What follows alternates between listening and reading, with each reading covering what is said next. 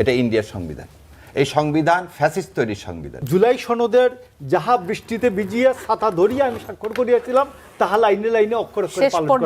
যে আপনি সংবিধানে হাত দিতে পারবেন না তাহলে রাষ্ট্রদ্রোহী। শেখ হাসিনা ডেইলি 10 লক্ষ টাকা খাইতেন, আমরা 200 টাকা খাচ্ছি, আলহামদুলিল্লাহ এটা একটা পরিবর্তন। আমাদের রাজনীতিবিদদের, রাজনৈতিক নেতাকর্মীদের একটা বিষয় হচ্ছে যে সে জানাতে চায় তার চেয়ে যিনি উপরে আছেন নেতৃত্ব, তাকে তার অভিমতটা জানাতে চায়। বিষয়টা তিনি ওই অনুযায়ী কাজটি করবেন কিনা ওটা নয়, সে জানাতে চায় যে তার যে নেতা বা তার যে সিনিয়র, তিনি সে যে বিষয়টা চিন্তা করছে ওই বিষয়টা তিনি তার নলেজে আছে কিনা। This is the case. তো আমরা যারা দীর্ঘ সময় আন্দোলন সংগ্রাম করেছে, আমাদের মধ্যে একটা মতৈক্য তৈরি হয়েছে। এই মতৈক্যের ভিত্তিতে আমরা আন্দোলন সংগ্রাম করেছি, নির্বাচন করেছে, নির্বাচনের পরে সরকার দেশ চালাচ্ছে। সেই ক্ষেত্রে আমাদের শরিক যারা আছেন তাদের একেবারেই ন্যায্য একটা চাওয়া, ন্যায্য আকাঙ্ক্ষা যে তারা এই মুহূর্তে কি চিন্তা করছে, সরকারের কি কি লফলস আছে, সরকার কি কি অতিরিক্ত করছে বা কম করছে, এই বিষয়গুলি তারা জোটের নেতৃত্বে বড় অংশটা যেহেতু বিএনপি, তো অবশ্যই তারা চাইবেন যে বিএনপির মূল নেতৃত্ব প্রধানমন্ত্রী তারেক রহমান বা মূল নেতৃত্ব চেয়ারম্যান তারেক রহমান, তাকে তারা জানাতে চায়, সংসদ নেতাকে বিষয়টা তাদের অভিমতগুলো জানাতে চায় যে সরকারের এই লফলস আছে এবং প্রধান দল, শরিক দলদের মধ্যে প্রধান দল বিএনপি, তার এই লফলসগুলি সে জানে কিনা। এটা এটা তারা জানাতে চাবেন, এটা একটা ন্যায্যত একটা কথা। তো আমি এই যে শরিক দলগুলির যে চাওয়া, এটার সাথে আমি একমত। এমনকি আমি মনে করব যে দলের ভিতরেও বিভিন্ন স্টেক আছে, দলের ভিতরেও যেমন বিএনপি নিজ দলের অনেকেই দেখা যায় প্রত্যাশিত জায়গা পায়নি, এটি নিয়েও কিন্তু বেশ অভিযোগ রয়েছে অনেকে। প্রত্যাশিত জায়গা পাওয়াটা আমি মনে করি এটা কোনো বিষয় না।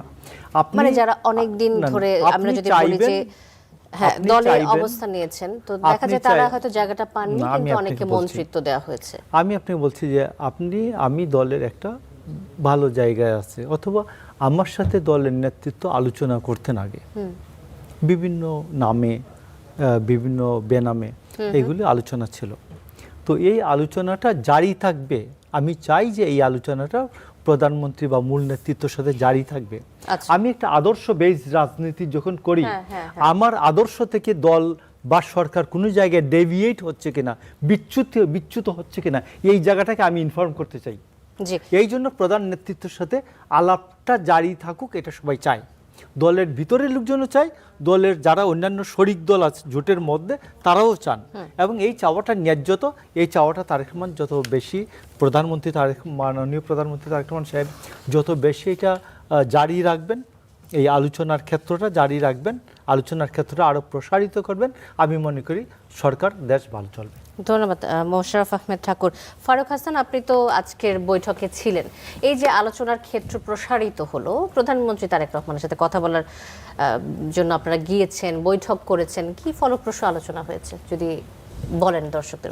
আসলে দেখেন, আজকের বৈঠকটি সাংগঠনিক কিংবা ধরেন যে ওই অর্থে ধরেন আপনার কার্যকর কোনো বৈঠক ছিল না। উনি আজকে আমাদের ডিনারের দাওয়াত দিয়েছিলেন এবং সৌজন্য সাক্ষাতের, যেহেতু বিগত যুগপৎ আন্দোলনে প্রায় 42টি রাজনৈতিক দল আমরা রাজপথে ঐক্যবদ্ধ ছিলাম, একসাথে দীর্ঘদিন আন্দোলন সংগ্রাম করেছি 2022 সাল থেকে একটানা প্রায় 2.5 থেকে 3 বছর। তো এই দলগুলোর সাথে নির্বাচন পরবর্তী সময়ে ওনার সরাসরি সাক্ষাৎ হয় নাই মাননীয় প্রধানমন্ত্রীর। সেই জায়গা থেকে উনি মনে করেছেন যে রাজনৈতিক দলগুলোর সাথে একটা সৌহার্দ্যপূর্ণ সৌজন্য সাক্ষাৎ প্রয়োজন। সেই জায়গা থেকে উনি আমাদের ইনভাইটেশন পাঠিয়েছিলেন, আমরা তার সেই আমন্ত্রণ পত্র পেয়ে আমরা সাড়া দিয়েছি। আমরা আজকে যমুনায় গিয়েছিলাম, আর সেখানে বৈঠক হয়েছে। তো প্রত্যেকটি রাজনৈতিক দল থেকেই একজন করে আমরা বক্তব্য রেখেছি সেখানে। তো বক্তব্যে অনেকেই নানান জায়গা থেকে মান, অভিমান, ক্ষোভ অনেক কিছুই তারা সেখানে প্রকাশ করেছেন। বিশেষ করে বিএনপির নির্বাচন পূর্ববর্তী এবং পরবর্তী যে আচরণ, এই দুটো আচরণের মধ্যে যে অনেক ফারাক, অনেক যে ডিফারেন্স, অনেক যে ইতিমধ্যে একটা দূরত্ব তৈরি হয়েছে, এগুলো অনেকে তুলে ধরেছেন। যে বিএনপি নির্বাচনের আগে তার যে যুগপৎ আন্দোলনের সঙ্গী, তাদের সাথে যে তাদের কমিটমেন্ট ছিল বা অঙ্গীকার ছিল, সেই অঙ্গীকারগুলো তারা সরকার গঠনের পরে বেমালুম ভুলে গেছে। বিশেষ করে কমরেড সাইফুল হক, বাংলাদেশ বিপ্লবী ওয়ার্কার্স পার্টির সাধারণ সম্পাদক, তিনি এই বিষয়গুলো জোরালোভাবে তুলে ধরেছেন। তিনি এটাও বলেছেন যে নির্বাচন পরবর্তী সময়ে বিএনপি তার জোট সঙ্গী বলেন বা যুগপৎ আন্দোলন সঙ্গী বলেন, এই দলগুলোর সাথে ন্যূনতম কোনো আলোচনা না করেই মানে বিএনপি এককভাবে মানে সেই সিদ্ধান্তগুলো, রাজনৈতিক সিদ্ধান্তগুলো নিয়ে যাচ্ছে। বিশেষ করে জামাতের একটা এক্সাম্পল তিনি সেখানে তুলে ধরার চেষ্টা করেছেন মাননীয় প্রধানমন্ত্রীর সামনে, যে জামাত ইসলাম যে নারী সংরক্ষিত আসন, এই নারী সংরক্ষিত আসন জামাত জোটের ছিল বোধহয় 12টি, সম্ভবত 12টি। সেই 12টি থেকে তারা 4টি তাদের যে জোট সঙ্গী তাদের ছেড়ে দিয়েছেন। তার অপোজিটে বিএনপির ভাগে ছিল খুব সম্ভবত 36 থেকে 37টি নারী সংরক্ষিত আসন। সেখান থেকে বিএনপি সরকার বা বিএনপি তার জোট সঙ্গীদের একটিও ছাড়েন নাই। তো এই জিনিসটি কমরেড সাইফুল হক খুব জোরালোভাবে তুলে ধরেছেন এবং তারা বলেছেন যে সরকার যদি মনে করে যে তারা আগামীতে তাদের বন্ধু দরকার, তাহলে তার জোট সঙ্গীদের যে ন্যায্যতা এবং তাদের যে প্রাপ্য সম্মান, এটা চাওয়া পাওয়ার বিষয় না। আমি আবারও বলছি, ধরেন চাওয়া পাওয়ার জায়গা থেকে ওখানে সবাই যায় নাই, হয়তো দু একজন যেতে পারে বা ধরেন যে কিছু রাজনৈতিক দলের নেতারা যেতে পারে। আপনার কথা থেকে আমার যেটা মনে হলো যে শরীরদের সাথে এক ধরনের দূরত্ব আসলে তৈরি হয়েছে। তো মোশাররফ আহমেদ ঠাকুর যেটা বলছিলেন যে দূরত্ব কমানোর জন্য এই বৈঠক, সেই দূরত্ব কমেছে কিনা আজকের বৈঠকের পর? না, এটা তো ধরেন যে কমানো বা বাড়ানো বিষয় না, বিষয়টা হচ্ছে আপনার আসলে অ্যাটিটিউডটা কি এজ এ গভর্নমেন্ট। যেমন সরকারের ধরেন যে তার যদি বন্ধু প্রয়োজন ছিল বা জোট সঙ্গীদের প্রতি তাদের যদি ওইরকম উদার চেতা মনোভাব থাকতো, তাহলে কিন্তু সরকার গঠনের 1 থেকে 2 মাসের মধ্যেই অবশ্যই এই রাজনৈতিক দলগুলোর সাথে বসা উচিত ছিল। আজকে প্রায় 5 মাস পেরিয়ে গেছে। হ্যাঁ, এখন কেন প্রয়োজনটা হলো? কেন 1 বা 2 মাসের মধ্যে না? হ্যাঁ, সরকারের ব্যস্ততা থাকবে, অবশ্যই ব্যস্ততা থাকবে। ব্যস্ততার মধ্যেও এই রাজনৈতিক দলগুলোকে যথাযথভাবে প্রাপ্য মর্যাদা দেওয়ারও তো একটা সরকারের দায়িত্ব। এখানে কার কত কর্মী বাহিনী আছে, কার কত নেতাকর্মী, doesn't matter. As a political party প্রত্যেকটা পার্টির একটা দলগতভাবে তার একটা সম্মান আছে, মর্যাদা আছে। সেই মর্যাদা এবং সম্মানের জায়গা থেকে প্রত্যেকটা পার্টি কিন্তু এই প্রত্যাশাটা রাখে যে বিএনপি বা জামাত ইসলাম বড় দল হতে পারে, আমার পার্টি ছোট হলেও সেই প্রাপ্য মর্যাদাটা ওই বিএনপি বা জামাত, যেহেতু দুটো দলকেই দুটো মানে জোট কেন্দ্রিক দুটো দল লেট দিচ্ছে দুই সাইডেই, তো এই প্রত্যাশাটা তাদের জোট সঙ্গী বা বন্ধু প্রতিম সংগঠন যেটাই বলেন না কেন তারা কিন্তু রাখে। তো ওই যে দীর্ঘ 5 মাসে এই অ্যাটিটিউডটা কিন্তু পায় নাই। যেমন ধরেন বিএনপি সরকার ক্ষমতা গঠনের পরে 64 জেলায় জেলা প্রশাসক দিয়েছে, সিটি কর্পোরেশনের প্রশাসক দিয়েছে, এমন অসংখ্য হাজারো জায়গায় কিন্তু নিয়োগ দিয়েছে। তো যারা বিগত বছরের পর বছর বিএনপির সাথে যুগপৎ আন্দোলনে ছিলেন, কাঁধে কাঁধ মিলিয়ে আন্দোলন সংগ্রাম করেছেন, আমরা নিজেরাও করেছি, অস্বীকার করার কোনো সুযোগ নেই। আমরা নিজেরাও বিএনপির অন্যতম জোট মানে যুগপৎ আন্দোলনের সঙ্গে ছিলাম। আপনাদের দলের নেতাকে তো প্রতিমন্ত্রী বানানো হয়েছে, তিনি তো বলার একটা সুযোগ রাখছেন না। নিশ্চয়ই। বিষয়টা এমন না, ধরেন যে এখানে আমি আবারও বলছি, হালুয়া রুটির ভাগ বাটোয়ারা রাজনীতি গণঅভ্যুত্থান পরবর্তী এই বাংলাদেশে কিন্তু নেই, যেটা হাসিনার আমলে ছিল। হাসিনা মনে করেন যে আপনাকে প্রয়োজন, আপনাকে খুশি করার জন্য একটা চেয়ারে বসিয়ে দিলেন, মানে এই যে খুশি করার রাজনীতি, এটা কিন্তু গণঅভ্যুত্থান পরবর্তী বাংলাদেশে নেই। তাহলে এখন এই 5 মাস পরে ন্যায্যতার প্রশ্ন, 5 মাস পরে সরকার কেন আপনাদের সাথে বসছে, আপনার কি মনে হয়? কি এটাকে আমরা ইতিবাচক ভাবে দেখছি। দেরিতে হলেও মাননীয় প্রধানমন্ত্রী তাদের সেই যুগপৎ আন্দোলনের সঙ্গীদের স্মরণ করেছেন, আমরা ইতিবাচকভাবে এটাকে নিয়েছি এবং ওনাকে ধন্যবাদ জানিয়েছি। দেরিতে হলেও উনি করেছেন, আমরা এটা অস্বীকার করবো না। কিন্তু আপনাকে মনে রাখতে হবে, এই যে আপনি বললেন না যে আপনাদের তো একজন প্রতিমন্ত্রী আছে, এখন আমি যদি প্রশ্ন করি বিএনপির সাথে যে কয়টি রাজনৈতিক দল আছে তাদের আকার আয়তন, মানে রাজনৈতিকভাবে তাদের সক্ষমতা, তাদের যে মানে পোর্টফোলিও বা তাদের যে নেতাকর্মীর সংখ্যা যদি চিন্তা করেন, বিএনপির পরে অবস্থান কার? মানে আপনার কথা আমি ধরে নিলাম, ওখানে অনেকগুলো দল আছে বিএনপির সাথে, নিশ্চয়ই গণ অধিকার পরিষদ। বিএনপির সাথে যে কয়টি দল আছে তার মধ্যে নিশ্চয়ই বিএনপির পরে সবচাইতে বড় দল গণ অধিকার পরিষদ। তাহলে গণ অধিকার পরিষদকে যদি আপনি আরো 2-4টা দলের সাথে মিলিয়ে ফেলেন, এটা তো সঠিক হবে না। এখন ধরেন যে দলের ধরেন যে আপনার ধরে নিলাম 500 নেতাকর্মীও নেই, সেও প্রতিমন্ত্রী, আর আমার একটা জেলাতেই 500 না, একটা জেলাতেই আমার কয়েক হাজার নেতাকর্মী আছে, আচ্ছা, তাহলে কি সমান হয়ে গেল বলেন আপনি? জি, এই জিনিসটা হচ্ছে প্রাপ্যতা, ন্যায্যতা। হ্যাঁ, আমি যে এক্সাম্পলটা শেষ করি, যে এক্সাম্পলটা আমি কমরেড সাইফুল হকের বক্তব্যের মাধ্যমে দিলাম, কমরেড সাইফুল হক তিনি কিন্তু পরিষ্কারভাবে বলেছেন এবং তিনি নিজেও বিএনপির জোটের প্রার্থী ছিলেন, বিএনপির জোটের। তারপরে তিনি এই আক্ষেপ থেকে এই কথাগুলো বলেছেন যে জামাত জোট যদি 4টা নারী আসন ছাড়তে পারে তার জোট সঙ্গীদের 12টার মধ্যে, তাহলে বিএনপি কেন 36টা বা 37টার মধ্যে 2-4টা তাদের জোট সঙ্গীদের মধ্যে ছাড়তে পারলো না? জি ফারুক হাসান, এটা তো ইতিবাচক আপনার মনোভাব কাছে না। এএসএম শাহরিয়ার কবির, আপনার কাছে আসতে চাই। জামাত ইসলাম নেতৃত্বাধীন 11 দলীয় ঐক্য থেকে বেরিয়ে আসতে কমি ধারার যে দলগুলো রয়েছে সেই দলগুলোর উপর রয়েছে হেফাজতে ইসলামের চাপ।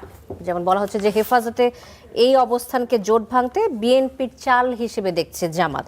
যে এই যে আসছে স্থানীয় নির্বাচন নিয়ে একলা চলো একটা নীতি আমরা সরকারের মধ্যে দেখেছি বা দেখা যাচ্ছে যে অভিযোগগুলো বারবার উঠে আসছে। তো এই একলা চলো নীতিতে এই যে বিএনপি এখন সরকারে আছে কিন্তু ক্ষমতার অংশীদারিত্ব নিয়ে যে টানাপোড়েন, এই টানাপোড়েন থাকতে পারে, কিন্তু 11 দলীয় ঐক্যে টানাপোড়েন কেন দেখা যাচ্ছে? আমরা কিন্তু 11 দলীয় ঐক্যের মধ্যেও টানাপোড়েনের একটা অভিযোগের সুর আমরা অনেকের মধ্যে দেখতে পাচ্ছি। প্রথম কথা হলো, মাননীয় প্রধানমন্ত্রী বোধহয় আজকে এই মিটিং করারই কথা না।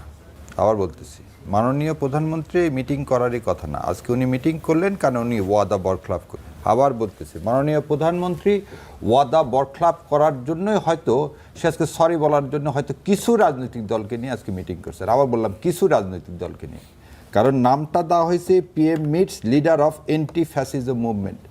11 দলের এনারা কি এন্টি ফ্যাসিজম মুভমেন্টে ছিল না? এবার আপনাকে 2টা লাইন পড়ে শোনাবো। রাষ্ট্র কাঠামো মেরামতের রূপরেখা, তাদের 31 দফা। 31 দফার একদম টপ লাইনে বলতেছে, ফ্যাসিস্ট সরকার হটানোর আন্দোলনে অংশগ্রহণকারী রাজনৈতিক দলসমূহের সমন্বয়ে একটি জনকল্যাণমূলক জাতীয় ঐক্যমতের সরকার প্রতিষ্ঠা করা হইবে। উক্ত সরকার নিম্নলিখিত রাষ্ট্র রূপান্তরমূলক সংস্কার কার্যক্রম গ্রহণ করিবে। আপনি তো এই 31 দফার ভিত্তিতেই আপনি সব জায়গায় বলতেছেন, পার্লামেন্ট সব জায়গায় বলতেছেন আপনি 31 দফার ভিত্তিতেই আজকে দেশ চালাবেন। ভাই দেখেন, এই কথা লেখা আছে জনকল্যাণমূলক জাতীয় ঐক্যের, না না না, আপনি আজকে মিটিংয়ে গেছেন সেজন্য দেখালাম। আজকের মিটিং তো ঐক্যমতের পরিবর্তে আপনি তো আলাদা ধারা সৃষ্টি করলেন। আজকে আমরা যখন বলতেছি আপনি পরিবর্তন হবেন, এক লোকের একজনের যদি শাসন ব্যবস্থা হয়ে যায় তাহলে এই আন্দোলন, এই বিপ্লব, এগুলোর কি মানে হয়? আপনি রাষ্ট্রপতি শাসন ব্যবস্থায় চলে যান, মাননীয় প্রধানমন্ত্রী, আপনার কথাতেই সব হবে, সবাই আপনার সাথেই দেখা করতে চায়, তাহলে আর এগুলো করে লাভ কি? আচ্ছা, এই জন্যে বললাম, এই কথাটা টানাপোড়ানের কথা বললেন, এই জন্য বললাম যে টানাপোড়ান না। আজকে আমরা দেখতে পাচ্ছি যে বিশ্বাস নিয়ে বিপ্লব করেছি, যে বিপ্লবের সাথে কেউ বিশ্বাসঘাতকতা করবে না, কেউ তার দলের ম্যান্ডেটের সাথে বিশ্বাসঘাতকতা করবে না, শুরু হয়েছে বিশ্বাসঘাতকতা দিয়ে। এবার আসেন, আপনি যে কথা বললেন আর্টিকেল 70, আমরা কেন বলছিলাম এই বিপ্লবের অন্যতম ম্যান্ডেট ছিল সংবিধানের আর্টিকেল 70-কে বিলুপ করা, কারণ এটাকে বলা হয় হর্স ট্রেডিং। কি বলা হয়? Horse trading. কি অন্য দল থেকে নেতা ভাগায় নিয়ে আসো, অন্য দলকে ভাঙো, তাহলে কি হবে? তাহলে রাজনীতির যে শালীনতা সেটাকে নষ্ট হয়ে যাবে। আজকে যে কথা আপনি বলছেন হেফাজত বা অন্যদের সম্পর্কে আমি এখনো বলবো না, এই কারণে তারা কিন্তু এখনো রাজনৈতিক প্ল্যাটফর্ম করবে কি করবে না এই ঘোষণা দেননি। তারা 7টা দল এক জায়গায় বসছেন, হয়তো বসতেই পারে, ইসলামিক দলগুলো 7টা কেন 50টা এক জায়গায় বসতে পারে, কিন্তু তারা কি রাষ্ট্রীয় আর একটা রাজনৈতিক প্ল্যাটফর্ম করতে চায় 11 দল থেকে বের হয়ে যে? আমি তো দেখি এখন পর্যন্ত আমি শুনিনি। আর ভবিষ্যতে সবাই তো এখানে একটা রাজনৈতিক জোট ছিল ইলেকশনের জন্য, এটা তো বলেন যে ইলেকশনের পরে আমরা চলবো, তার যার ইচ্ছা হবে চলবে, যার ইচ্ছা হবে চলবে না। আরও একটা জিনিস বলে 11 দল যে 15 দল হবে না তাও কেউ বলেনি, আবার 11 দল যে 7 দল হবে না সেটাও কেউ বলেনি। সো এটা টানাপোড়ান না।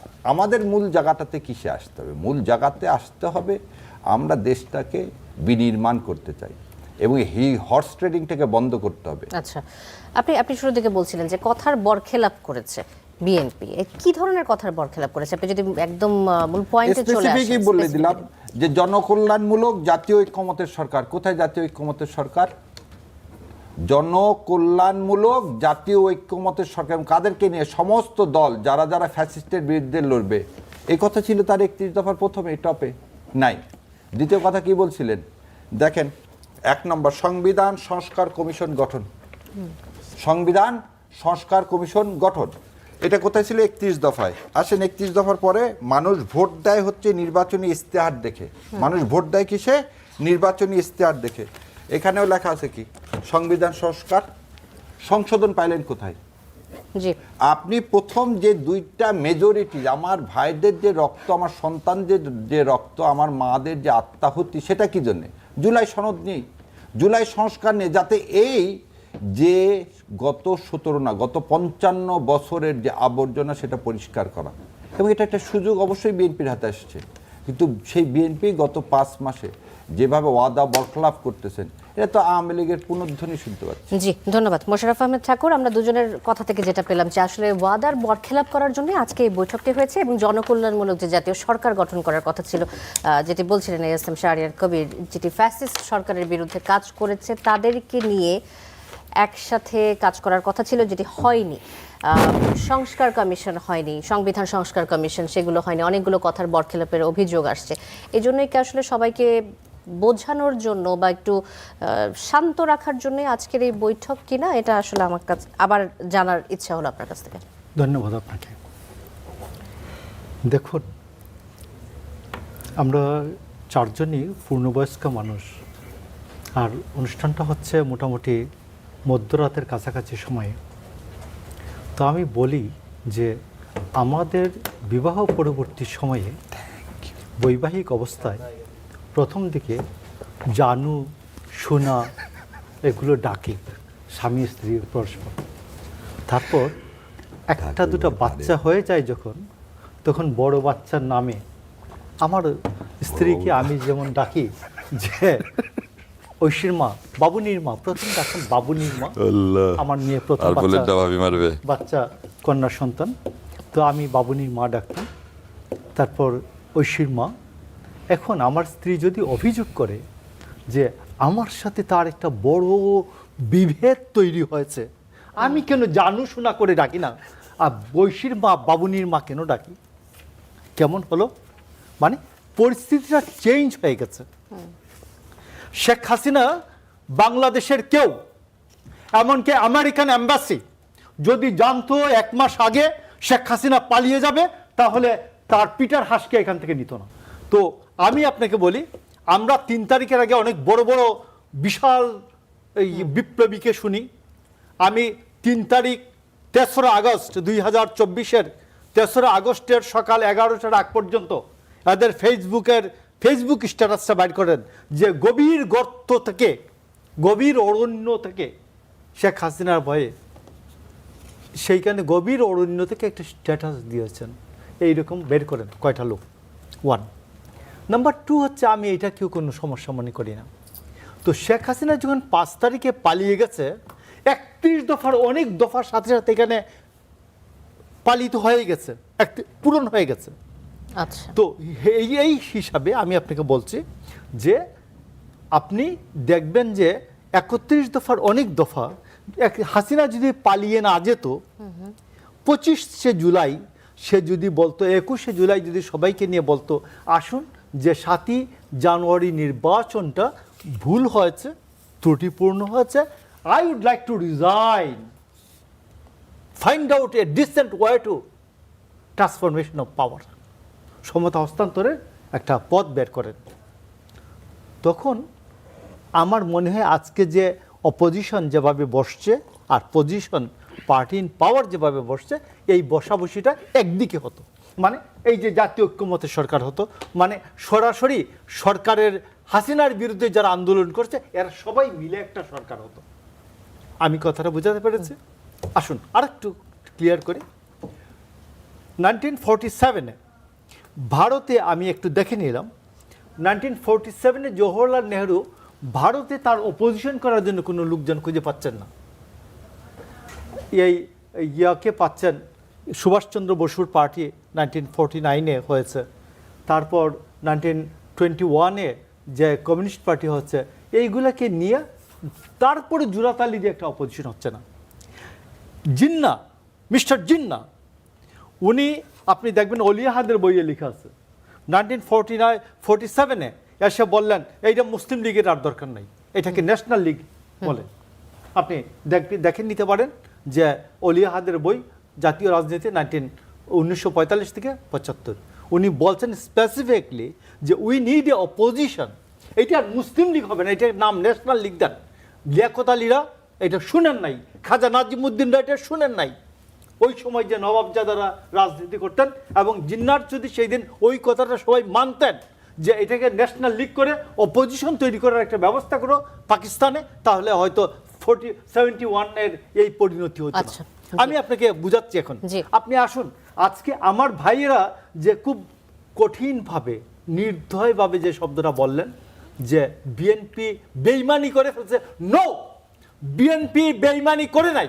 এইখানে দেশের পরিস্থিতি এমনভাবে পরিস্থিতি তৈরি হয়েছে, আপনি ভাইয়ের মধ্যে অপোজিশন করতে হচ্ছে। এখানে হাসিনা যদি আধিপত্যবাদের দালাল হাসিনা থাকতো, তাইলে হাসিনার বিরুদ্ধে সবাই মিলে একটা নির্বাচন হতো, আর হাসিনার 14 দল মিলে একটা নির্বাচন হতো। তো আধিপত্যবাদের দালাল আর ভার্সেস দেশপ্রেমিক শক্তি। বাট এখন আমি মনে করি দেশপ্রেমিক শক্তিরা সবাই একত্রে বসে তারা নিজেরা অপোজিশন নিজেদের মধ্যে পার্টি ইন পাওয়ার করতে হচ্ছে। আচ্ছা, তো ফারুক এই জন্য হাসান, আমি আরেকটি আপনাকে বলছি বিষয়। 31 দফার জি। অনেক দফাই 31 দফার অনেক দফাই 2001 এর মতো হবে না তো। ফারুক 2001 এর হাসান মতো আরেকটি বিষয় জামাত সরকারের উল্লেখ করছিলেন। অংশ হবে না তো। ফারুক হাসান আরেকটি বিষয় উল্লেখ করছিলেন যে শরিক দলগুলোর মধ্যে আসলে সবাই তো সমান মানে ক্ষমতা সম্পন্ন না, আমি- এক এক দল এক এক রকম, আমি তাদের আপনাকে- সবাইকে একভাবে বিচার করা কি ঠিক? আমি আপনাকে বলি, 1985-86 সালে আমরা সংগ্রামী ছাত্র জোট করেছিলাম। আমাদের সাথে একেবারে নাম সর্বস্ব নেতারাও ছিলেন। 7টা ছাত্র সংগঠন নিয়ে সংগ্রামী ছাত্র জোট, আর ওইদিকে 14টা ছাত্র সংগঠন নিয়ে ছিল এই সংগ্রামী ছাত্র সংগ্রাম পরিষদ। তো ওইখানে আমি আপনাকে বলছি যে ওইখানে যখন জোটবদ্ধ আন্দোলন করা হয়, তো সেইখানে অনেক নাম সর্বস্ব লোকজনও থাকেন, আবার বিশাল দলের প্রতিনিধিরাও থাকেন। তো ওইখানে এমনি বাইরেতে বহিরঙ্গনগত দৃশ্যটা হলো এইরকম। যেমন আমি আপনাকে বলি, এটা পত্রপত্রিকা দেখলে পাবেন, 1983 সালের 14ই ফেব্রুয়ারি যে বিশাল ছাত্র হত্যা হয়, ওই ছাত্র হত্যার ছাত্র সংগ্রাম পরিষদের ওই অনুষ্ঠানটাতে সভাপতিত্ব করছিলেন এখনকার ব্যারিস্টার আব্দুল্লাহ আল মামুন, ডক্টর ইউনূসের যে ছিলেন, আর উপস্থাপনা করছিলেন ওই সময় প্রধান ছাত্রলীগ শফিল আলম প্রধানের ছাত্রলীগের একটা সভাপতি ছিলেন, নাম হলো আব্দুল জলিল, জি। এম এ জলিল সভাপতিত্ব করছিলেন, এম এ জলিল সভা উপস্থাপনা করছিলেন, আর আব্দুল্লাহ আল মামুন সভাপতিত্ব করছিলেন। বাট ওইখানে মুজিববাদী ছাত্রলীগ, ছাত্র ইউনিয়ন, জাসদ ছাত্রলীগ, বিশাল ছাত্র সংগঠন হওয়ার পরেও তার সভাপতিত্ব ওই দিন তাদের ছিল না। তো এই জন্য আমি আপনাকে বলি, যখন আমরা জোটবদ্ধ কোনো আন্দোলন করি, এইটা কিন্তু জোটবদ্ধ ছিল না, এখানে ছিল যুগপৎ আন্দোলন। যুগপৎ আন্দোলন বা জোটবদ্ধ আন্দোলনে আমরা এইটা বিচার বিবেচনা করি না। আমরা এদেরকে সবাইকে সমমর্যাদাই দেই, একই কাতারেই রাখি। যদি ওই মর্যাদার প্রশ্ন আসে, আমার একটা জেলার যে ক্ষমতা আছে, এই জোটবদ্ধ নেতাদের সবার মিলেও এই ক্ষমতা নেই।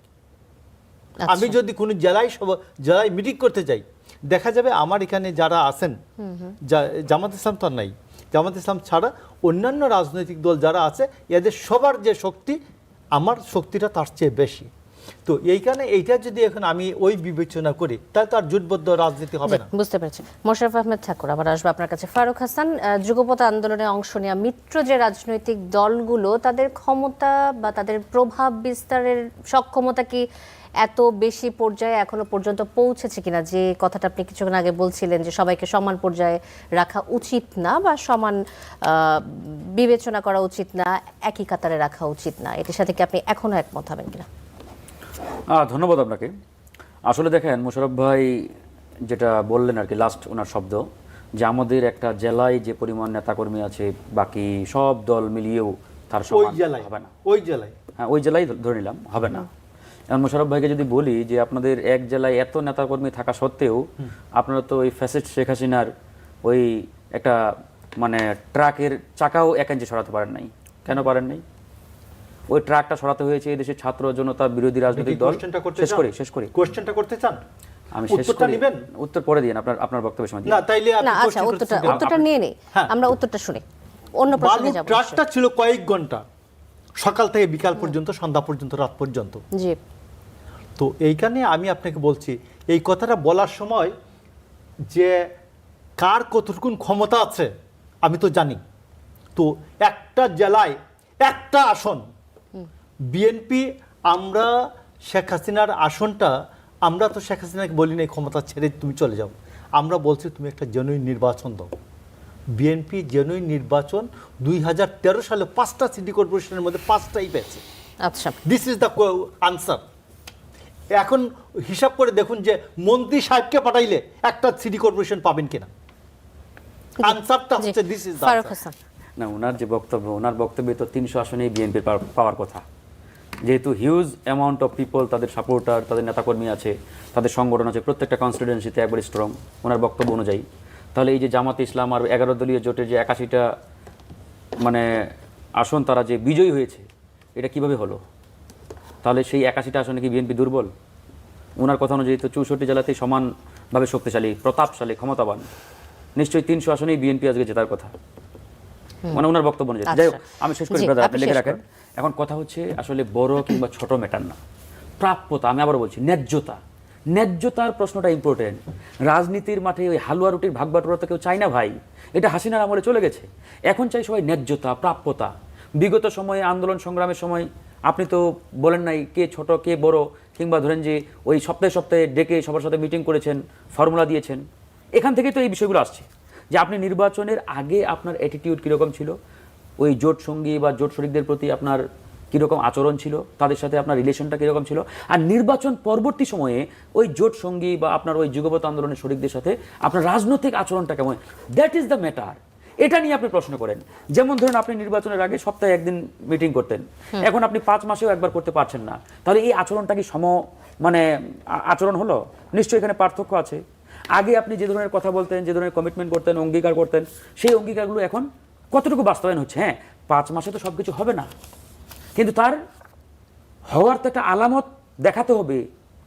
যখন আমাদের রাজনৈতিক এই সঙ্গীগুলো দেখতে পাবে, তখন কিন্তু এই প্রশ্নগুলোর উদ্রেক হবে না। এই কথা তো আমি বলি নাই, কমরেড সাইফুল হক তিনি তো আচ্ছা, আবার আসবো আপনার কাছে ফারুক হাসান। আমরা মনে হয় কথাগুলো শুনেছি। ফারুক হাসান, আমরা আবার আসবো আপনার কাছে। Barrister S M Shahriar Kabir, যে বিষয়টি শুনছিলাম সে বিষয়ে কিছু যোগ করার থাকলে আপনি করতে পারেন, এবং সেই সাথে আরেকটি বিষয় নিয়ে আসতে চাই। বিরোধী দলীয় নেতা শফিকুর রহমান তিনি বলেছেন যে জনগণের ধিক্কারের পাত্র বিরোধী দল হতে চায় না, গণভোটের রায় বাস্তবায়নে কোনো ধানাই পানাই চলবে না। কি কি ধানাই পানাই চলছে আসলে গণভোটের রায় বাস্তবায়নে, প্রসঙ্গটা নিয়ে যদি বলেন। সময় মনে হয় ইকুয়ালি পাবো এবার এই কোশ্চেনটার উত্তর দিতে গিয়ে। ধানাই পানাই চলবে না, তার আগে সম্মানিত আমির জামাত একটা কথা বলছেন, সেটা কি? জনগণের রায়। আপনি একটা জিনিস দেখেন, যে ভাই বললেন, আমিও বলে দিচ্ছি কিভাবে ইলেকশন হয়েছে, কেমন করে হয়েছে। যে আপনি 70% লোক সরাসরি ভোট দিল, এবং আপনি 70, ভাই তো একটু আগে অনেক বললেন, 70% লোকের ভোটের আগে আপনিও হাত চাইলেন। বিএনপিও বললো, মাননীয় প্রধানমন্ত্রী নিজে বললেন যে হাতে ভোট দেন, এবং জামাত ইসলাম সহ সমস্ত রাজনৈতিক দল বললেন যে হাতে ভোট দেন। 70% লোক হাতে ভোট দিল, এবং সেটাকে বলা হয় প্রত্যক্ষ ভোট। যেটা সংসদীয় নির্বাচন যেভাবে হয়, আমি আমার ভোট দিলাম, আমার রিপ্রেজেন্টেটিভ উনি পার্লামেন্টে যে আমার কথা বলবেন। আর যখন রেফারেন্ডাম হয়, that is a direct voting system. এই ডিরেক্ট ভোটিং সিস্টেম, এই ম্যান্ডেটকে পার্লামেন্ট, কেন বাংলাদেশের পার্লামেন্টও সার্বভৌম না, এটা আমার ভাই খুব ভালো মতো জানেন, উনি শিক্ষক মানুষ। বাংলাদেশের পার্লামেন্টও সার্বভৌম না, বাংলাদেশের পার্লামেন্টেরও লিমিটেশন আছে, সেটা হচ্ছে কনস্টিটিউশন অনুযায়ী।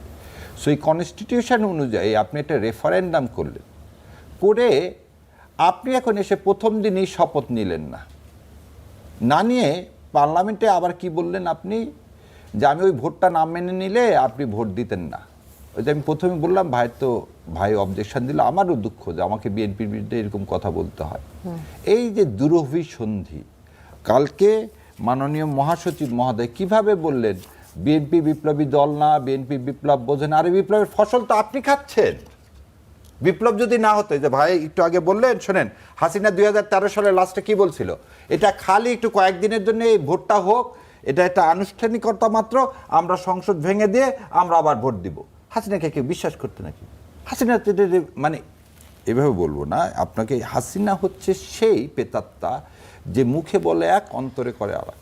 সেই এই জন্য শেষ করে দিই, যখন বললেন যে আপনি জুলাই সনদে মানুষ 70% ভোট দিচ্ছে, আপনি সেই ভোটে প্রথম দিনই কি করলেন, সে ভোট কিভাবে হবে আপনি শপথ নিলেন না। এখন আপনাকে বলে দেওয়া আছে 180 দিনের মধ্যে দিতে হবে, আপনি হঠাৎ করে কি করলেন, একটু আগে যেটা দেখালাম যে আপনি আপনার ভাইয়ের কথা অনুযায়ী যদি যাই 31 দফা কি হয়ে গেছে, 31 দফার বেশিরভাগগুলোই পালন হয়ে গেছে। যদি এই কথা বেশিরভাগ না, শব্দটি হচ্ছে অনেক। আচ্ছা অনেকগুলো, আচ্ছা আপনারটাই নিলাম, অনেকগুলো হয়েছে। 1 নম্বরে আছে সংবিধান সংস্কার কমিশন। সংবিধান সংশোধন নাই, আপনি ইস্তেহারে দিলেন, ইস্তেহারে কি দিলেন, সংবিধান সংস্কার। আপনি হঠাৎ করে সংস্কার শব্দটাকে পুরাপুরি ভুলে যে সংবিধান সংশোধনের কথা বলতেছেন এবং মাননীয় মহাসচিব বলতেছে আমরা সংস্কারের কথা বলেইনি কোনোদিন। আচ্ছা, বিএনপি না মহাসচিব, না আমাকে এটা শেষ করতে দেন। এখানে একটু যোগ তাহলে করে দিই, ওনার এখানে একটা কথা যোগ করে দিই। বলেন। বিএনপি মহাসচিব আলোচনার মাধ্যমে জুলাই শরৎ বিতর্কের সমাধানের কথা বলছেন। আপনাদের সাথে আলোচনার পথ কি খোলা আছে কিনা? আপনার কি সমাধানের জন্য সংবিধান সংশোধন কমিটি আলোচনার একটি প্ল্যাটফর্ম হতে পারে? আর আপনাকে একটা জিনিস বলে নিলাম প্রথমে, প্রতারণা হলে আপনি বিশ্বাস করবেন কিভাবে? কারণ 3টা জিনিস ভেঙে যায় যখন আপনি গণভোটের রায়কে, মানুষের ডাইরেক্ট ভোটিং সিস্টেমকে আপনি যখন সম্মান করতেছেন, তখন 3টা জিনিস ভেঙে যাচ্ছে। আপনি যদি একটা জিনিস বলে নিন, এই গণভোটের রায়কে বিএনপি কি করলো না, সম্মান দেখালো না। বিএনপি এর মধ্যে কিন্তু 2টা রিট পিটিশন ফাইল করছে এবং সেই 2 রিট পিটিশন ফাইল করে সেই রিট পিটিশন শুনানি পর্যন্ত করতে দিচ্ছে না। একটা রিট পিটিশন কি গণভোট অবৈধ, আর একটা রিট পিটিশন কি যে রাষ্ট্রপতি যে আদেশ জারি করছে সে আদেশ অবৈধ। তাহলে সেই দুটো শুনানি করতে দিতেন, আজ 5 মাসে সেটা শুনানি করতে দিলেন না। আচ্ছা দিলেন না, এবার আসেন আপনার কথাতে আমি ফিরে যাচ্ছি যে আপনি বলতেছেন ওই কমিটি কিসের কমিটি? ওই কমিটিটা একটা প্রতিজ্ঞা ভঙ্গের কমিটি। আপনি বলতেছেন সংবিধান কি অ্যামেন্ডমেন্ট কমিটি করার অধিকার আপনাকে কে দিছে? আপনি কি এই কথাটা আপনি ইস্তেহারে যেটা নাই সেটা আপনাকে করার তো আপনি ভোটই পাননি। You don't have that mandate to constitute this so call committee. Who give you the authority? আপনাকে কার কাছ থেকে আসছেন? আপনি তো বেইমানি করে আসলেন আবারও। আপনি ভোটের আগে বললেন আমি যে সংবিধান সংস্কার করব, জুলাই সনদে যা যা তাই পালন করব, 31 দফায় 1 নম্বর দফায় বললেন সংবিধান সংস্কার করব। হঠাৎ করে আপনি নিয়ে আসছেন special committee sofa relates to সংবিধান অ্যামেন্ডমেন্ট কমিটি। কেন অ্যামেন্ডমেন্ট কথাটা কোথায় পেলেন? Why it is not reform? আপনি রিফর্ম না বলে এই অ্যামেন্ডমেন্ট করতেছেন, পরিণাম কি? পরিণাম ভয়াবহ। এবং এই জি, আসছি আপনার কাছে। শেষ করে দিই, একটু এই শেষ এক সেকেন্ড, আপনি তো মাঝখানে আছেন, আমরা তো এখানে আলোচনাটা করছি, আমরা কিন্তু ঝগড়া করছি না। না আমরা ঝগড়া করি না, আলোচনাটা করছি। আপনি কনস্টিটিউশনের 152-53 পর্যন্ত কোন জায়গায় একটা দেখান তো যে একটা সংবিধান সংস্কার কমিটি করা যায়?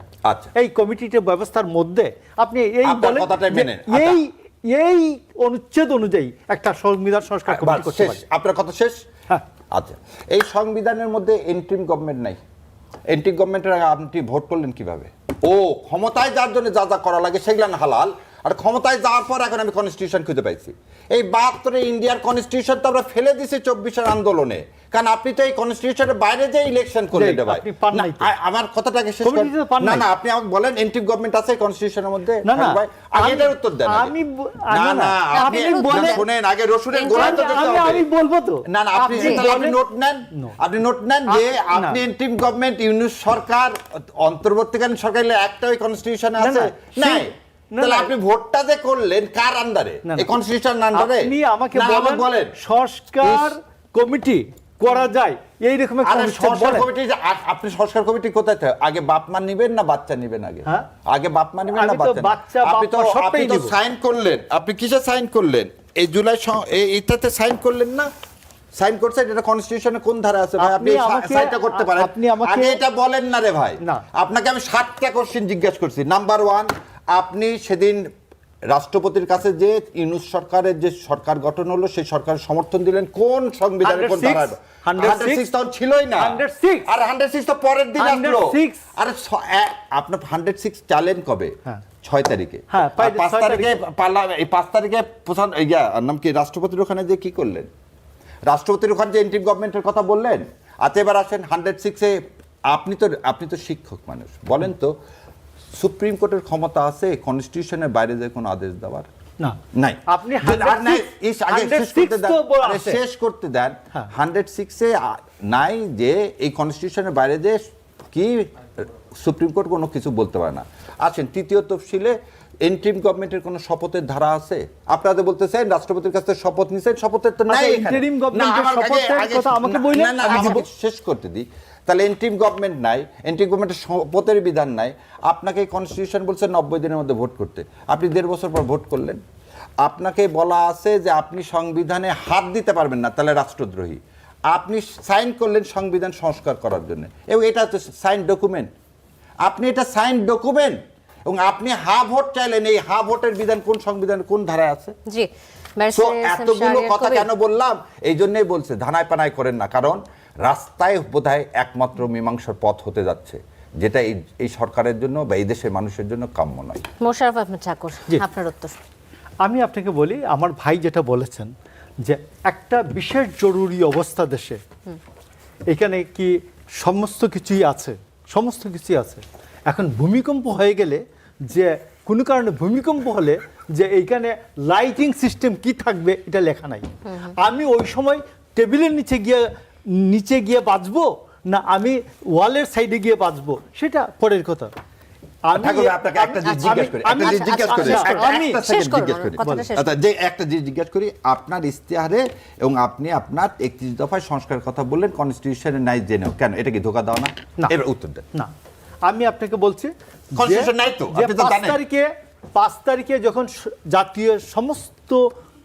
জাতীয় হাসিনা ছাড়া সমস্ত দল মত ওইখানে বঙ্গভবনে গিয়েছেন, এবং তারা রাষ্ট্রপতিকে বলছেন ওই সময়ে রাষ্ট্রপতিকে যেহেতু তারা সবাই মেনে নিয়েছেন, রাষ্ট্রপতি দিলেন 2018 সালে, রাষ্ট্রপতি সরকার, ওই সময়ে রাষ্ট্রপতি সরকার, রাষ্ট্রপতি প্রধানমন্ত্রী, রাষ্ট্রপতি রাষ্ট্র।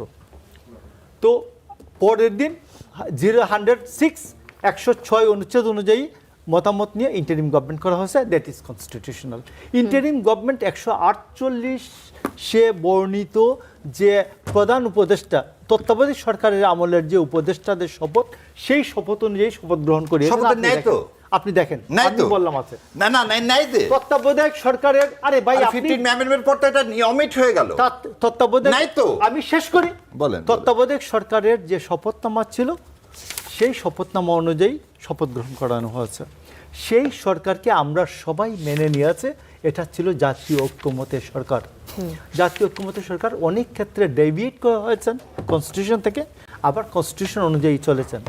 যে জাতীয় ঐক্যমতের সরকার ডক্টর ইউনূস, তিনি বলেছেন রাষ্ট্রপতি সংবিধানের কথা কেন বলছেন? কারণ আপনারা তো সংবিধান তখন যখন নির্বাচনের সময় মানেন নাই, এখন কেন বারবার সংবিধানের কথা? আমি একটু না, আমরা কে বললাম এই প্রশ্নটা আসলে সবার কাছ থেকে আসে। তত্ত্বাবধায়ক সরকার যখন হয়েছে,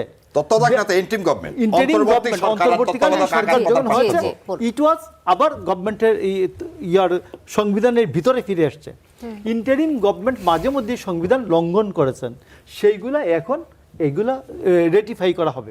নাম্বার 2 হচ্ছে যে আমরা এই কনস্টিটিউশনকে রেখেই, কনস্টিটিউশনের বেসিসেই আমরা নির্বাচনটা করেছি। এই যে সংসদ নির্বাচনের যে শপথ হয়েছে, এই কনস্টিটিউশন অনুযায়ী হয়েছে। এই কনস্টিটিউশনকে আমরা কি করে ডিফেন্ড করব, তারপর আমরা এইটাকে রক্ষণ করব, সব কিছু বলে আমরা শপথ নিয়েছি। ইন্টারিম গভর্নমেন্টও তাই বলছিল। তো এই জন্য আমি আপনাকে বলছি, মানে সংবিধানকে আপনারা সংরক্ষণ করতে চেয়েছেন, সবাই এটার সাথে একমত ছিল। শপথটা তাই হয়েছিল, শপথটা তাই ছিল। এবং কি এই গভর্নমেন্টে এই যে লিডার অফ দ্য অপোজিশন, তারা যে নিয়েছেন, শপথ নিয়েছেন, এই সংবিধানকে তারা রক্ষণ করবেন, সমর্থন করবেন, সাপোর্ট করবেন, প্রিটেন্ড করবেন, এই সব কিছু বলছে। অপোজিশনও বলেছে, অপোজিশন সেদিন আরেকটা শপথ দিয়েছে, সেটাও বলে।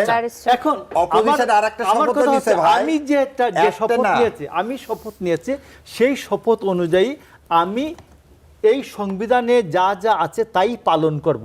আমি পালন করব, রক্ষণ করব, সমর্থন করব, এটা হচ্ছে আমার শপথ। তো আমি সেই কারণে আমি করতে পারি না।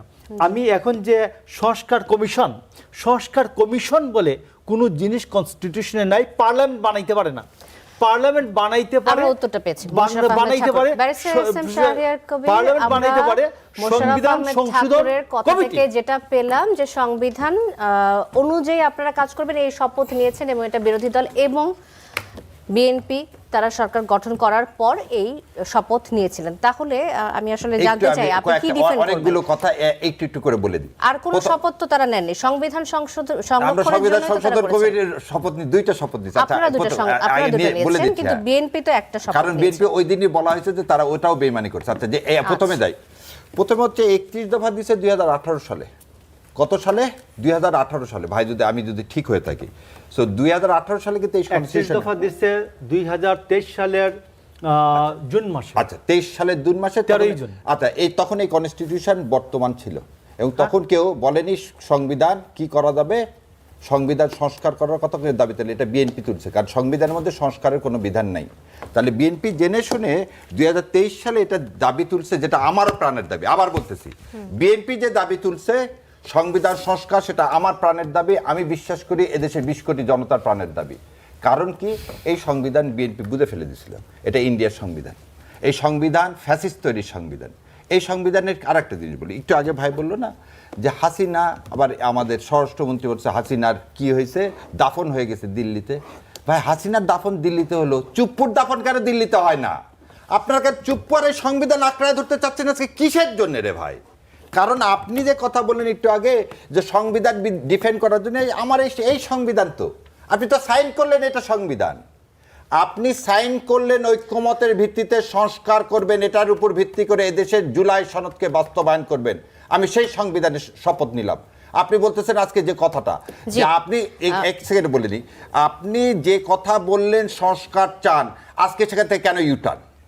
আপনি কেন হঠাৎ করে সংশোধনে আসতেছেন? হঠাৎ করে এই কনস্টিটিউশন কেন কামড়া ধরতেছেন? যে কনস্টিটিউশন স্বীকার করে না জিয়াউর রহমান স্বাধীনতার ঘোষক, যে কনস্টিটিউশন স্বীকার করে না জিয়াউর রহমানের কোনো অবদান, যে কনস্টিটিউশন স্বীকার করে না মুক্তিযুদ্ধে সেক্টর কমান্ডার কোনো অবদান, যে কনস্টিটিউশন ইন্ডিয়ার তৈরি, কেন তাকে আঁকড়ায় ধরতে? Barrister S M Shahriar Kabir, আপনারা যেদিন শপথ নিয়েছিলেন, আপনারা দুই দলই তো একই শপথ নিয়েছিলেন। না, তাহলে আমরা দুইটা শপথ আপনারা দুটো শপথ নিয়েছেন, বিএনপি একটা শপথ বিএনপি একটা শপথ। যেই দুটো শপথ আপনারা নিয়েছিলেন বিরোধী দল, সেই শপথের মধ্যে কি এটা ছিল না সংবিধান আপনারা এটা কিছু না?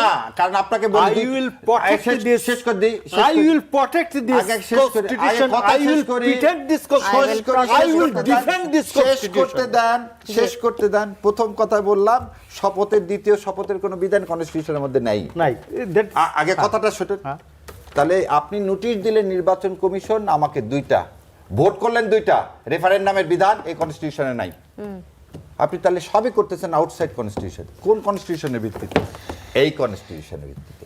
আর আমি এটাকে প্রোটেক্ট করার জন্য শপথ নিছি এবং ইনশাল্লাহ এটাকে প্রোটেক্ট করে ছাড়বো। ওই জন্য বলছি ধানায় পানায় করেন না, রাস্তা একদম সোজা সিরাতুল মুস্তাকিম ফলো করবেন, না হলে কিন্তু কনসিকুয়েন্স খুবই খারাপ। এবং এই সংবিধানকে আমরা ইনশাআল্লাহ প্রোটেক্ট করব। মোশাররফ আহমেদ ঠাকুর এবং barrister S M Shahriar Kabir দুজন কি আবার আসবো আমি আপনাদের কাছে। ফারুক হাসান, দুই দলই কি আসলে ধারাই পানাই করছে? ধন্যবাদ আপনাকে। আমার সাথে বোধহয় আজকে যথেষ্ট বৈষম্য করা হচ্ছে সময় নিয়ে। আমার মনে হয় প্রথম দিকে আপনি বেশি সুযোগ পেয়েছিলেন। না, তো যাই হোক, অসুবিধা নেই। আমি এমনিও আজকে ক্লান্ত।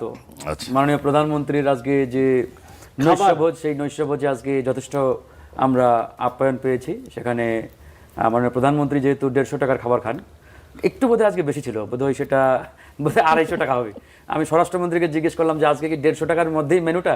বলছে না, আজকে একটু বাড়ানো হয়েছে আপনাদের জন্য। তো যাই হোক, আমার মাঝে মাঝে মনে হয় যে শেখ হাসিনা ডেইলি 34 কোটি টাকা না, শেখ হাসিনা ডেইলি 10 লক্ষ টাকা খাইতেন, আমরা 200 টাকা খাচ্ছি। আলহামদুলিল্লাহ, এটা একটা পরিবর্তন। এটা অবশ্যই 34 কোটি টাকা কথা হলো 35 কোটি, কিভাবে এক বছরে 35 কোটি আগে ডেইলি 10 লক্ষ। তো আমরা বোধহয় সেখান থেকে ডেইলি 200 টাকা খাচ্ছি। এটা অবশ্যই এটা বড় পরিবর্তন এবং জুলাই গণঅভ্যুত্থানের একটা বড় অবদান, এটা অস্বীকার করার কোনো সুযোগ নেই। এখন দেখেন, এই যে জুলাই গণভোট এবং জুলাই সনদ, এই যে বাস্তবায়ন প্রক্রিয়া নিয়ে ইতিমধ্যে ব্যাপক একটা আলোচনা সমালোচনা, রাজপথে ইতিমধ্যে আন্দোলনের হুঙ্কার, আবার সরকারি দল ধরেন যে তাদের মতো আগের যে অনর অবস্থান। আমি মনে করি এই জায়গাতে উন্মুক্ত টেবিলে যদি এই বিষয়টিকে আলোচনার জন্য ওপেন করা হয়, আমার মনে হয় আলোচনার মধ্য দিয়ে এই বিষয়টাকে আমরা সমাধান করতে পারবো। ফ্র্যাকশনটা কিন্তু খুব বেশি না, ডিফারেন্সটা খুব বেশি না।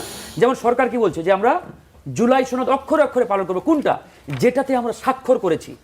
আর বিরোধী দল বলছে যে আমরা ওটার বাস্তবায়ন চাই যেটার আলোকে নির্বাচন এবং গণভোট হয়েছে। দূরত্বটা খুব বেশি না, একবারে খুব কাছাকাছি। কিন্তু আমরা এই কাছাকাছি জায়গাটাকে যদি আমরা অনগোয়িং ডিসকাশন টেবিলে নিয়ে যেতে পারি, তাহলে মনে হয় যে এটা আসলে একটা ভালো সমাধান আমরা পেতে পারি। এখন এখানে ধরুন যে কথা বলতে গেলে তো অনেক কথা এখানে আসবে। আচ্ছা, এই ডিসকাশনের জন্য তো ঐকমত্য কমিশন গঠন হয়েছিল, হ্যাঁ, আমরা কি আসতে আবার পেরেছিলাম, ওই সময়- একমত হতে না, পেরেছিল আমি কেউ? ঐকমত্য কমিশনের কথা বলছি না। না, আমি এই বলছি আলোচনার যে জন্য একটা সময় আমাদের ছিল। পার্লামেন্টে এখন তো আলোচনা হয়েছে তো ভাই।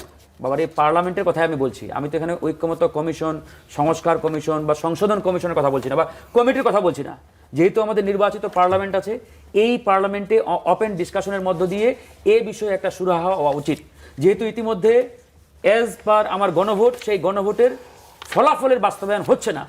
এক পক্ষ শপথ নিয়েছেন দুটো, সংসদের আর এক প্রতি পক্ষ শপথ মিনিটের নেন নাই। কস্ট নাকি অনেক বেশি, তো হ্যাঁ, এখন 1,76,000 1,76,000 ভাই বললেন। ওই জন্য কমিটি তো সিস্টেম সব এখনো সংসদে দিন আলোচনা ধরে করা যে যায় না। আলোচনায় এটা আপনারা তো- এটা একমত তো হতে আপনার- পারেন নাই, সেটা সংসদে আসবে সেই সময়। অফকোর্স এটা অতি গুরুত্বপূর্ণ একটা টপিক, অতি গুরুত্বপূর্ণ একটা বিষয়। এই যে আমি মাঝে মাঝে একটা কথা বলি, দেখেন গণভোটের পক্ষে রায় দিয়েছে কত পার্সেন্ট মানুষ? 70% মানুষ। এখন এই 70% মানুষ সবাই কি জামাত করে? ধরেন যে অনেকেই বলার চেষ্টা করে যে গণভোট মানে জামাত বা ধরেন যে BNP আছে। 11 দলীয় জোটের দাবি, বিষয়টা এমন না। তাহলে তো ধরেন যে ওই 71% মানুষ জামাতের বা ওই এনসিপির বা 11 দলীয় ঐক্যের, বিষয়টা এমন না। 70 বা 71% দেশের নাগরিক, এখানে বিএনপির লোক আছে, গণ অধিকারের আছে, জামাতের আছে, অন্য দলের আছে, সাধারণ ছাত্র জনতা সবাই আছে। সুতরাং এটা তো জনগণের দাবি। সুতরাং এই জনগণের অভিপ্রায়, জনগণের আকাঙ্ক্ষাটাকে আপনি শতভাগ অ্যাভয়েড করে তো আপনি আসলে মানে চূড়ান্ত ভাবে জনগণের সেই প্রত্যাশা বাস্তবায়ন করতে পারবেন না। ফারুক ভাই, হ্যাঁ, এটা এখানে- অ্যাভয়েড করার কি কোনো সুযোগ আছে? না, সুযোগ নেই। 70 ভাই যখন এখন দিছে, আপনি আবার আলোচনা আমি চান আসবো। কেন? স্যারের ভাই, হ্যাঁ। এখন কথা হচ্ছে ধরেন এটাকে যদি আমরা একটা মিনিমাইজ একটা আমরা ধরেন মিনিমাইজ না, কিভাবে ইমপ্লিমেন্ট করব সেটা নিয়ে Yes, আলোচনা হতে আমি পারে, সেটাই বলছি। কিন্তু ওটা থেকে ডিভিয়েট করার না না কোনো সুযোগ ডিবেট নেই। আমি বলছি না, আমি মনে করি উন্মুক্ত টেবিলে এটা আলোচনার জন্য প্লেস করলে এখান থেকে একটা সমাধান বেরোবে। আমরা রাজপথের আন্দোলন সংগ্রামও দেখতে চাই না। আবার ধরেন জুলাই গণঅভ্যুত্থান এবং জুলাই গণঅভ্যুত্থানের যে স্পিরিট, এটাকে অ্যাভয়েড করে সরকার দেশ চালাক, এটাকে পুরোপুরি অ্যাভয়েড করুক, এটাও কোনোভাবে কাম্য না, প্রত্যাশিত না। কারণ জুলাই গণঅভ্যুত্থান এবং এই গণভোট যদি সরকার পুরোপুরি স্কিপ করে, তাহলে কিন্তু মারাত্মক রকমের বিপদ আমাদের সামনে অপেক্ষা করছে, এবং যে বিপদ এই সরকারও একার পক্ষে সামাল দিতে পারবে না। আমরা কোনোটাই প্রত্যাশা করি না। সুতরাং আমরা বাংলাদেশের একজন নাগরিক হিসেবে প্রত্যাশা করি যে এই বিষয়ের একটা চূড়ান্ত সমাধান হওয়া উচিত। আজকে আমাদের মনে হয় বিএনপি সংগ্রামী মহাসচিব তিনি নিজেও এই কথা বলেছেন যে আমাদের মধ্যে এই গণভোট এবং জুলাই সনদ নিয়ে যে দূরত্ব তৈরি হয়েছে, এটা বোধহয় আলোচনার মাধ্যমে সমাধান